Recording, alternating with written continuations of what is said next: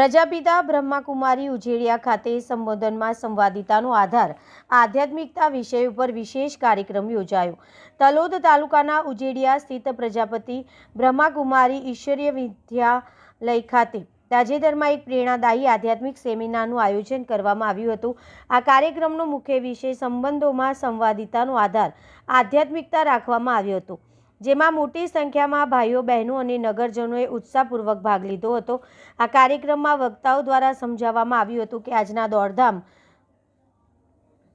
ભર્યા અને તણાવપૂર્ણ જીવનમાં માનવીય સંબંધોમાં કડવાશ વધી રહી છે। આ પરિસ્થિતિમાં આધ્યાત્મિકતા જ એક એવું માધ્યમ છે કે જે વ્યક્તિને આંતરિક શાંતિ આપે છે અને અન્ય પ્રત્યે પ્રેમ, ક્ષમા અને સમજણની ભાવના કેળવવામાં મદદ કરે છે।